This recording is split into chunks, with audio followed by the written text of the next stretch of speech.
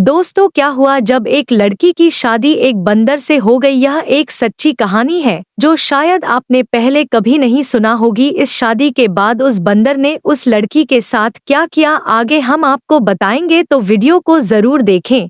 अगर पसंद आए तो लाइक करें और हमारे चैनल को सब्सक्राइब करना ना भूलें। दोस्तों, पहले के जमाने में एक नेक बादशाह था। एक मर्तबा बादशाह अपने वजीर के साथ सैर के लिए निकला। जंगल के करीब डेरे डाले गए। जब खाने का वक्त हुआ तो दस्तरख्वान बिछाया गया। इतने में बादशाह ने देखा कि एक बहुत बड़े दरख्त पर एक बंदर बैठा हुआ सब कुछ खामोशी के साथ देख रहा है। उसमें बंदरों वाली कोई भी हरकत नहीं थी। बादशाह ने कहा कि थोड़ा सा खाना इस बंदर के सामने भी डाल दो। नौकरों ने थोड़ा सा खाना उस बंदर के सामने भी डाल दिया। बंदर पेड़ से नीचे उतर कर आता है और एक ठिक लेकर कोयले से कुछ लिखता है और फिर बंदर ने वह ठप बादशाह को दे दी। टिकरी पर लिखा हुआ था, मैं ऐसे खाने नहीं खाऊंगा, बल्कि जैसा दस्तरख्वान बादशाह के लिए लगाया गया है वैसा ही मेरे लिए भी लगाया जाए। बादशाह को यह देखकर बड़ी हैरानी हुई। बादशाह ने हुक्म दिया कि इसके लिए भी एक ऐसा ही दस्तरख्वान लगाओ जैसा कि मेरे लिए लगाया गया है। इसके बाद बंदर दरख्त से नीचे उतर कर आया और खाना खाकर फिर से दरख्त के ऊपर चढ़ गया। अचानक आसमान पर काले रंग के बादल छा गए। नौकरों ने जल्दी जल्दी सारा सामान समेटा। बादशाह ने नौकरों से कहा, एक टाट का टुकड़ा बंदर के सामने रख दो, कहीं वह भीग ना जाए। नौकरों ने टाट का टुकड़ा बंदर के पास लाकर रख दिया। बंदर ने फिर कुछ टिकरी पर लिखा और बादशाह को दे दिया। उस पर लिखा हुआ था, जैसा खेमा बादशाह के लिए लगाया गया है वैसा खीमा मेरे लिए भी लगाया जाए, तब मैं आऊंगा। बादशाह के कहने पर वैसा ही खीमा बंदर के लिए भी लगाया गया। इतने में बारिश शुरू हो गई। वह बंदर दरख्त से नीचे उतरकर अपने खेमे के अंदर चला गया। कुछ दिनों के बाद बादशाह जब वापस जाने लगा तो बादशाह ने नौकरों से कहा कि जाओ और बंदर से पूछ कर आओ क्या वह हमारे साथ जाने के लिए तैयार है। तो बंदर ने फिर टिकरी पर कुछ लिखा, जैसा हाथी बादशाह के लिए तैयार किया गया है वैसा ही हाथी मेरे लिए भी तैयार किया जाए, तब मैं जाऊंगा। बादशाह बंदर के अंदर दिलचस्पी लेने लगा और उसके लिए भी अपने जैसी सवारी तैयार करवाई। जब महल के पास पहुंचे तो बादशाह ने हुक्म दिया कि जो खेमे नौकरों के लिए हैं उनमें से एक खीमा बंदर को भी दे दिया जाए। लेकिन बंदर ने फिर से लिख कर दिया, जैसा महल बादशाह के लिए है वैसा महल मेरे लिए भी बनवाया जाए, फिर मैं वहां रहूंगा, वरना मैं वापस जंगल में चला जाऊंगा। बादशाह के पास एक और महल भी था जहां वह बहुत कम आया जाया करता था। वह महल बंदर को दे दिया गया। बादशाह की बीवी और नौकरों को बंदर से बहुत ज्यादा डर हो गई थी। इधर बंदर ने बादशाह के महल में भी आना जाना शुरू कर दिया। बंदर मुकदमे बहुत ही गौर से सुनता। जब बादशाह कोई गलत फैसला लेने वाला होता तो बंदर बादशाह के हाथ से फौरन कागज को लेकर फाड़ देता और कलम से सही फैसला लिखकर बादशाह के हाथ में दे देता। शुरू में तो बादशाह को बहुत गुस्सा आया, लेकिन फिर बादशाह समझ गया कि बंदर की वजह से वह बहुत सारी गलतियों से बच गया है। उस बादशाह की एक खूबसूरत बेटी थी। बादशाह अपनी बेटी से दिल जान से ज्यादा मोहब्बत करता था। बंदर को देखने का शौक बादशाह की बेटी को भी पैदा हो गया। एक दिन शहजादी अपनी सहेलियों के साथ बंदर को देखने के लिए आई। जब बंदर ने शहजादी को देखा तो उसे देखकर वह घूरने लगा। शहजादी बंदर के डर से महल के अंदर भाई और उसके बाद से यह होने लगा कि शहजादी जब भी बनसवर कर अपना चेहरा आईने में देखती तो पीछे से बंदर का चेहरा न जाता। पता नहीं कैसे बंदर उसके कमरे में घुस जाता। एक दिन बंदर ने पर्ची में कुछ लिखकर शहजादी के हाथ में थमाया। उस पर्ची में लिखा हुआ था, क्या तुम मेरे साथ शादी करोगी? यकीन करो, मैं भी बहुत खूबसूरत हूँ। शहजादी जानती थी कि यह तहजीबमंद बंदर है, मुझे कोई नुकसान नहीं पहुंचाएगा। धीरे धीरे शहजादी को बंदर से हमदर्दी हो गई। जब यह बात बादशाह तक पहुंची तो उसे यह बात अच्छी ना लगी कि बंदर उसकी बेटी के कमरे में आता जाता है। बादशाह अगले दिन बंदर से मिलने के लिए उसके पास आया। बंदर महल में मौजूद था। बादशाह कहने लगा कि देखो, मैं नहीं जानता कि तुम कौन हो। मैंने तुम्हारी हर बात को माना, तुम्हें अपनी बराबरी का दर्जा दिया। शायद दूसरा कोई बादशाह तुम्हारे साथ ऐसा ना करता, और अब तुमने मेरी बेटी को परेशान करना शुरू कर दिया है। यह बात मुझे जरा भी अच्छी नहीं लगी। इससे पहले कि मैं कुछ सख्त कदम उठाऊं, तुम बाज आ जाओ। बंदर झट से महल से कागज और कलम लेकर आया और कुछ लिखकर बादशाह को दे दिया। उसमें लिखा हुआ था, मैं आपकी बेटी से शादी करना चाहता हूँ, और मैं आपको यकीन दिलाता हूँ, मैं आपकी बेटी को हमेशा खुश रखूंगा। बादशाह तो यह पढ़कर हक्का बक्का रह गया कि अपनी फूल जैसी शहजादी की शादी इस बंदर से, यह तो कभी भी नहीं हो सकता। बादशाह ने कहा कि ऐसा तो मेरी जिंदगी में कभी हो ही नहीं सकता। बंदर ने लपक कर बादशाह की कमर से तलवार निकाली ली और दूसरे हाथ से लिखा, अगर ऐसा आपकी जिंदगी में नहीं हो सकता तो मरने के लिए तैयार हो जाइए। मैं आपको मारकर आपकी बेटी से शादी कर लूंगा। आप मेरे मोहसिन हैं, आपने मुझे इस महल में रखा, मेरे खाने पीने का इंतजाम किया। मैं आपको मारकर अपने हाथ आपके खून से रंगना नहीं चाहता। बादशाह ने अपनी मौत को सामने देखा तो कहने लगा, अच्छा, मुझे थोड़ा सोचने का मौका दो। बादशाह अपने महल वापस आ गया। वह बहुत परेशान हुआ। एक तरफ बेटी थी और दूसरी तरफ उसकी अपनी जान। सारी रात टहलते हुए उसने परेशानी में गुजार दी, लेकिन अपनी बीवी को उसने कुछ भी नहीं बताया। वह जानता था कि बीवी को जैसे ही पता चलेगा वह सारा महल अपने सर पर उठा लेगी। सुबह होने तक बादशाह फैसला कर चुका था कि वह अपनी जान दे देगा, लेकिन अपनी बेटी की शादी बंदर से कभी भी नहीं करेगा। वह कुछ नसीहत करने के लिए अपनी बेटी के पास गया कि बेटी, कल को अगर मुझे कुछ हो जाए तो तुम्हें अपनी माँ को कैसे देखना है और तनत को कैसे संभालना है। शहजादी ने आंखों में आंसू भरकर कहा, अब्बा जान, यह आप कैसी बातें कर रहे हैं? अल्लाह ताला आपकी उम्र में बरकत अता करे। बादशाह ने कहा, मेरी बेटी, वह बंदर मेरे भी पीछे पड़ गया है और मुझसे कहता है कि मैं उसकी शादी तुमसे करा दूं, वरना वह मुझे जान से मार देगा। लेकिन यह तो नामुमकिन है, मैं तुम्हारी शादी उससे भला कैसे कर सकता हूँ? तुम्हारी माँ ने उसके कत्ल के कई बार मंसूबे किए, लेकिन वह हमेशा नाकाम रही। वह बंदर आज भी जिंदा फिरता है। बादशाह कहने लगा कि मैं जाकर बंदर को साफ साफ बता देता हूँ कि मैं तुम्हारी शादी अपनी बेटी के साथ कभी भी नहीं कर सकता। उसके बाद शायद वह मुझे मार दे। तुम अपनी माँ के साथ तय खाने में जाकर छुप जाना और उस वक्त तक बाहर ना निकलना जब तक कि वह बंदर यहाँ से चला ना जाए। शहजादी ने कहा कि अब्बा, आपकी जान इतनी बेकार तो नहीं है आप मेरे वालिद ही नहीं, इस सल्तनत के बादशाह भी हैं। आप जाकर बंदर से मेरे रिश्ते के लिए हाँ कर दीजिए। आखिरकार शहजादी ने जैसे तैसे अपने बाप को मना ही लिया। बादशाह ने बंदर को अपनी रजामंदी बताई और बंदर ने कहा, आप शादी की तैयारी शुरू करें। मल्लिका को जब यह बात मालूम हुई, उसने सारा महल अपने सर पर उठा लिया। निकाह वाले दिन बादशाह ने मल्लिका को एक कमरे में बंद कर दिया और शहजादी का निकाह उस बंदर के साथ करवा दिया। शहजादी रुखसत होकर बंदर के महल में चली गई। अगले दिन जब शहजादी महल वापस आई तो बहुत ही ज्यादा खुश थी। ने जब यह देखा तो हैरान रह गई। मल्लिका बोली, बेटी, तुम उस बंदर के साथ इतनी खुश हो? शहजादी बोली, हाँ, मैं बहुत खुश हूँ। शहजादी दिन में अपने बाप के महल में रहती और रात के वक्त वह बंदर के पास उसके महल में चली जाती। एक बार रात के वक्त मल्लिका ने नौकरानियों वाला लिबास पहना और बंदर के महल में चली गई। शहजादी के कमरे का दरवाजा बंद था। मल्लिका ने दोनों की बातें सुननी शुरू की। अंदर से किसी मर्द के बोलने की आवाज आ रही थी।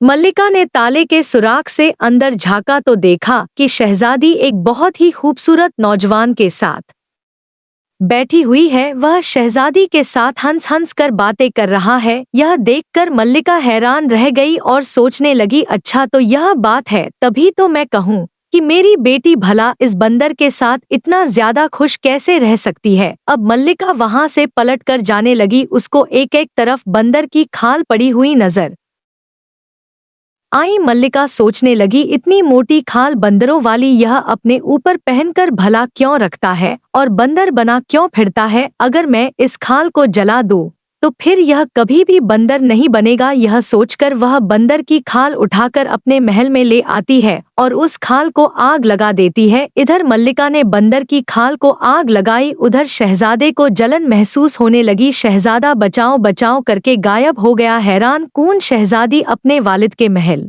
में वापस आती है तो देखती है उसकी वालिदा ने बंदर की खाल को आग लगा दी थी। शहजादी ने जल्दी जल्दी से वह आग बुझाई।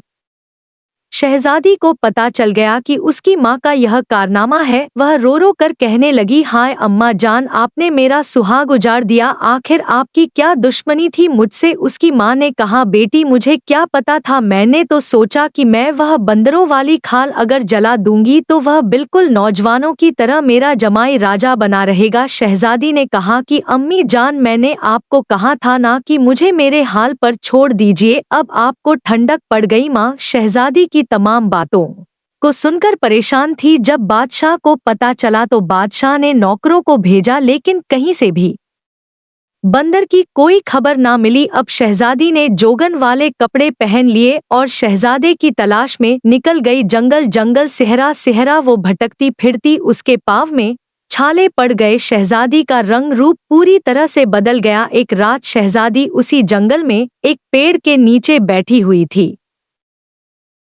उस पेड़ के ऊपर चकोर और चकोरी बैठे हुए थे और बातें कर रहे थे। शहजादी उनकी बातें सुन रही थी। चकोर दरअसल एक परिंदा होता है। चकोरी ने चकोरे से कहा, क्या बात है चकोरे, तू इतना परेशान क्यों है? चकोरे ने कहा, क्या बताऊं, यहाँ से यूरोप की तरफ एक शहजादा है, मैं उसके लिए बहुत परेशान हूँ। उसके सारे जिस्म पर बड़े बड़े आंवले पड़े हुए हैं, वह सो भी नहीं सकता। सारे तबीब और हकीम उसका इलाज कर करके हार गए हैं, कोई भी उसका इलाज नहीं कर पा रहा है। चकोरी ने पूछा, शहजादे की हालत भला कैसे हुई? चकोरे ने कहा, किसी जालिम ने शहजाद को जलाकर मारने की कोशिश की थी। शहजादे की जान तो बच गई, लेकिन उसका सारा जिस्म जल गया है। चकोरी ने कहा, है चकोरी, क्या हमारे शहजादे के दुख का कोई इलाज नहीं है? चकोरे ने कहा है, अगर कोई हमारी बीट इकट्ठी कर ले और इन्हें संदल के साथ घिसकर 40 दिन तक रोजाना सुबह शाम शहजादे को लगाए तो शहजादे के सारे जख्म भर जाएंगे। शहजादी समझ गई कि यह मेरे शहजादे के बारे में बात हो रही है। चकोरी चकोरा तो सुबह उड़ गए। शहजादी ने उनकी सारी बीटें इकट्ठा की और एक तबीब के भेष में वह यूरोप की तरफ चल पड़ी। वहां से कुछ ही मील की दूरी पर शहजादी को एक शहर नजर आया। शहर बहुत ही ज्यादा खूबसूरत था, लेकिन वहां की हर चीज पर उदासी छाई हुई थी। वहां के लोग बहुत ही ज्यादा परेशान थे और अपने अपने कामों को अंजाम दे रहे थे। शहजादी जिससे भी उसकी परेशानी की वजह पूछती तो सारे बताते कि उनके शहजादे की हालत बहुत ज्यादा खराब है। शहजादी ने बाजार से संदल खरीदा और दूसरी दवाएं ली और जरूरत का सामान खरीदकर शहजादी शाही महल में पहुंच गई और पहरेदार से कहने लगी कि जाकर बादशाह से कहो कि हिमालय की पहाड़ियों से एक तबीब आया है, वह शहजादे का इलाज करेगा। पहरेदार भागता हुआ बादशाह के पास गया। बादशाह ने कहा, तुम भला क्या कर लोगे? बड़े बड़े तबीब और हकीम हार चुके हैं।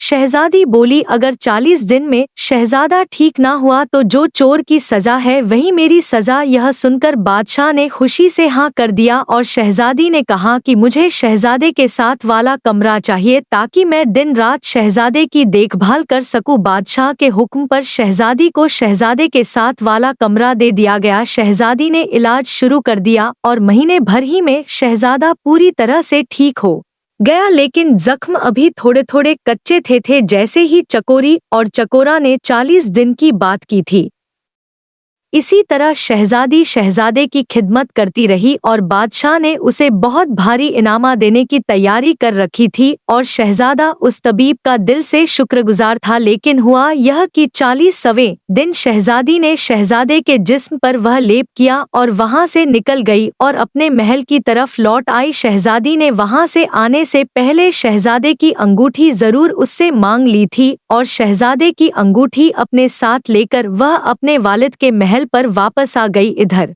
शहजादे को यह मालूम नहीं था कि तबीब चला गया है। महल में शहजादे की सेहत याबी की तैयारी बहुत जोर शोर से हो रही थी, लेकिन तबीब का दूर दूर तक कोई भी अता पता न था। शहजादा बहुत परेशान था और बादशाह भी हैरान था कि कैसा तबीब था वह, कैसा हकीम था जो बगैर एक पैसे का तकाजा किए हुए खामोशी के साथ यहाँ से चला गया। शहजादा जब मुक्त तौर पर ठीक हो गया तो उसको अपनी नई नवेली दुल्हन की याद आई। एक दिन वह अपने वालिद से इजाजत लेकर शिकार के बहाने से निकला और सीधा अपने ससुराल चला गया। उसने शाही लिबास पहन रखा था, उसके साथ फौज का एक शाही दस्ता भी था। नौकरों ने उसे बड़े ही एहतराम के साथ महल में बिठाया और बादशाह को खबर दी। बादशाह बेटी के गम में वक्त से पहले ही बूढ़ा हो चुका था। शहजादे ने बड़े ही अदब से बादशाह को सलाम पेश किया। बाद बादशाह ने कहा, बेटा तुम कौन हो, कहाँ से आए हो? शहजादे, मालूम देते हो लेकिन मैं तो तुम्हें नहीं जानता हूँ और मैंने तो इससे पहले तुम्हें कभी देखा भी नहीं है। शहजादे ने कहा, ऐ मेरे मोहसिन, आप भले ही मुझे नहीं जानते लेकिन मैं आपको कभी भी नहीं भूल सकता हूँ।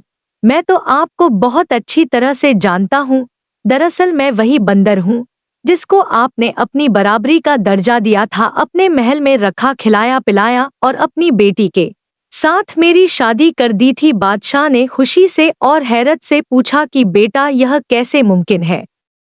शहजादे ने कहा कि आपको मैं अपनी कहानी बाद में बताऊंगा, पहले बताइए कि मेरी दुल्हन कहाँ है? बादशाह ने कहा, बेटा वह तुम्हारे जाने के बाद उसी महल में अकेले रहती है। शहजादा वहां खुशी से भागा, महल के अंदर गया। शहजादी गम की तस्वीर बनी बैठी थी, फूल सा चेहरा मुरझाया हुआ था। शहजादे को अपने सामने देखकर शहजादी को ही नहीं आया। शहजादे ने कहा, हाँ शहजादी, तुम्हारी मोहब्बत मुझे यहाँ खींच कर लाई है। तुम्हारी माँ ने तो मुझे मारने में कोई कसर ना छोड़ा, मेरा सारा जिस्म जला डाला, वह कुछ नहीं ले गया सवासी सिवा अंगूठी के, और वह चुपचाप वहां से चला गया। शहजादी ने उसे अंगूठी दिखाते हुए पूछा, क्या यही आपकी अंगूठी है? शहजादे ने कहा, हाँ, लेकिन यह तुम्हारे पास कैसे आई? शहजादी ने कहा, क्योंकि वह तबीब कोई और नहीं बल्कि मैं ही थी। फिर शहजादी ने उसे पूरी कहानी सुनाई। शहजादी ने कहा, मेरी माँ भी आपकी दुश्मन नहीं थी। जब मेरी माँ ने आपको इंसान बना हुआ देखा तो उसने बंदर की खाल को जला दिया, ना कि यह होगी ना आप दोबारा बंदर बनेंगे। शहजादी बोली, गलती आपकी भी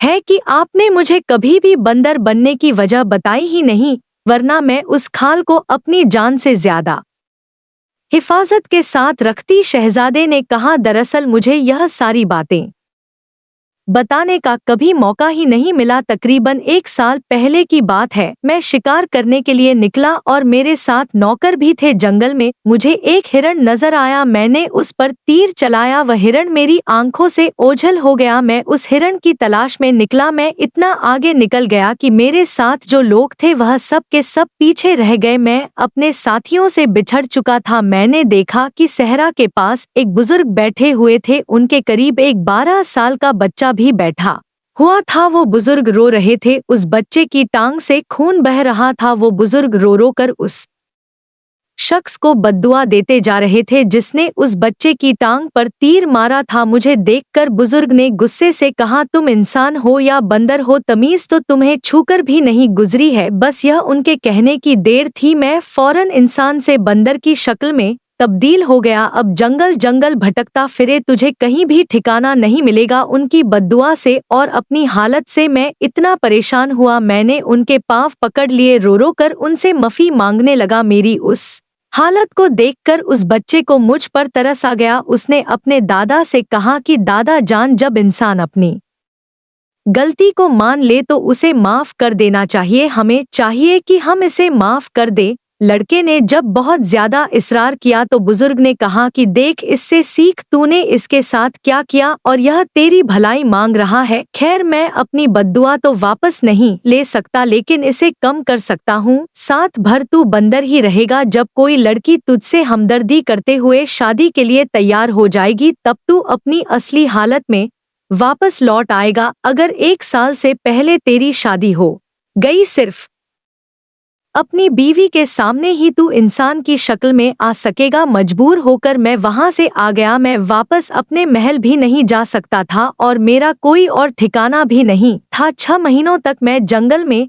यूं ही भटकता रहा कि उसके बाद मेरी मुलाकात तुम्हारे वालिद के साथ जंगल में हो गई, जो मुझे वहां से अपने साथ महल में लेकर आ गए। फिर बादशाह ने तुम्हारी शादी मुझसे करवा दी और आगे की सारी बातें तो तुम अच्छी तरह से जानती हो। शहजादे की यह बात खत्म ही नहीं हुई थी कि मल्लिका और बादशाह ने सारी गुफ्तगू सुन ली। फिर मल्लिका ने शहजादे से माफी मांगी और शहजादे ने मल्लिका को माफ कर दिया। बादशाह ने कहा, हमारा कोई बेटा नहीं है बेटा, अब तुम मेरे पास रहोगे। शहजादे ने कहा, अभी तो मुझे अपनी दुल्हन को लेकर अपने महल पर जाना है अपने वालिद से मिलवाने के लिए, लेकिन मैं आपसे वादा करता हूँ मैं आपका हाथ बटा नहीं, जरूर आता रहूंगा। उसके बाद शहजादा अपनी दुल्हन को साथ लेकर अपने वालिद के पास चला गया और फिर दोनों हंसी खुशी अपनी जिंदगी को गुजारने लगे। दोस्तों, उम्मीद है आपको यह कहानी पसंद आई होगी। ऐसे ही वीडियो देखने के लिए चैनल को सब्सक्राइब करें। धन्यवाद।